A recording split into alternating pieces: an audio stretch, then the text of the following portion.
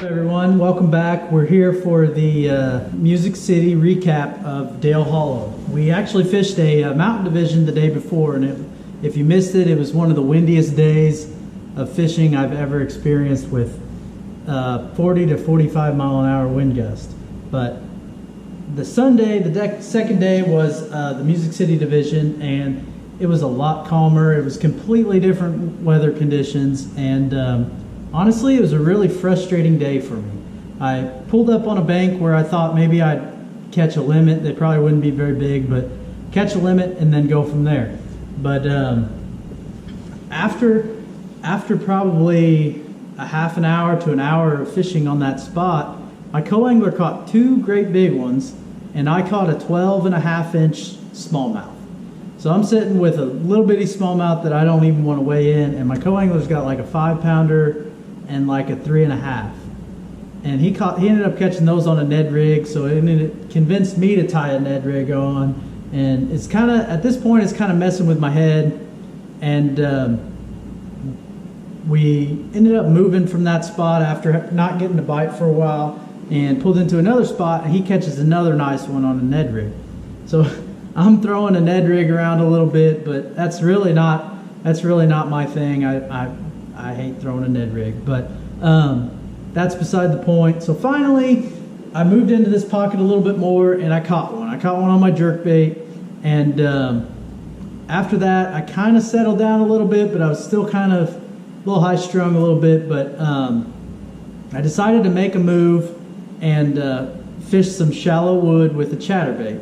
And so when I did that, I pulled into an area, and right away, probably within 10 minutes, I missed a 4-pounder on my chatterbait. And that's really, now I'm really spinning out, but I kind of just told myself I need to just relax, and everything will work out.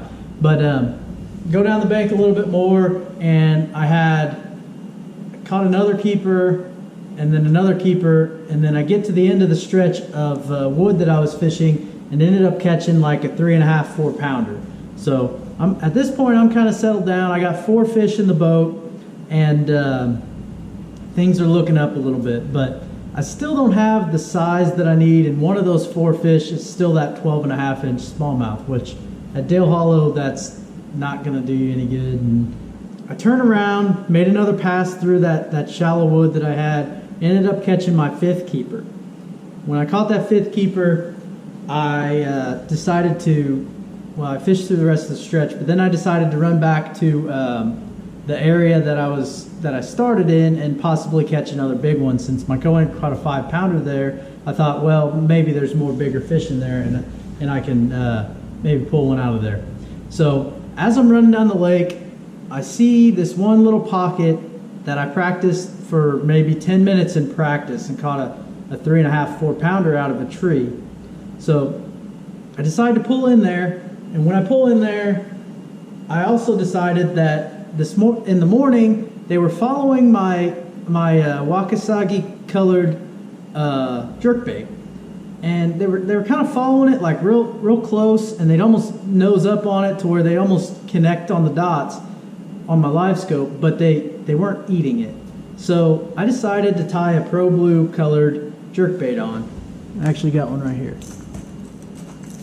But I decided to tie a Pro Blue colored jerkbait on, and when I did that, and I pulled into this new cove that I hadn't fished either yesterday or today, pulled into this new cove and threw up there, and they started chasing it pretty good. And I had 2 or 3 at a time that were following it in this cove, and I caught one probably within the first 5 minutes that was like 3.5, and then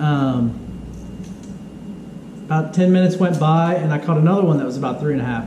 So at this point, I got rid of my smallest one that I caught on my chatterbait in that shallow wood, and I also got rid of that 12-inch spot. So I was able to, and I wasn't even going to stop there.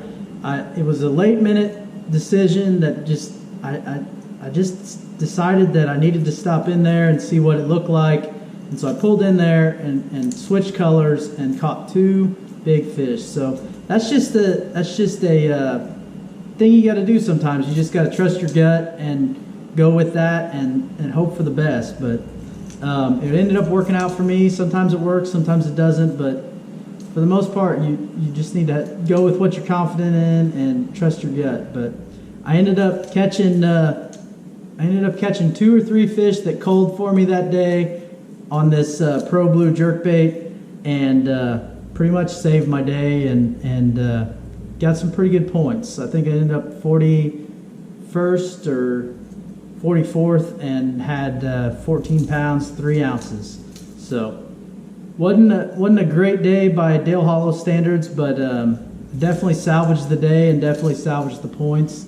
So around the wood that I was fishing shallow, I was throwing a jackhammer chatterbait, 1/2 ounce and 3/8 ounce in the Beehide Delight color with a green pumpkin blade minnow trailer. And this works really good around any type of wood, and you could just cover a lot of water with it. And it seemed to get a reaction strike out of the bass that was around that wood, and it pretty much saved my day with 3 or 4 key fish that helped me out a bunch. So if you want to check out how the Dale Hollow tournament went down, or if you want to check out the windiest day of fishing I've ever been in, be sure to go to my channel, subscribe, check out the videos under the game day, or if you want to see how I went about finding some of these fish, check out the search series where it talks about all my practice days. So be sure to like and subscribe, and we'll see you next time.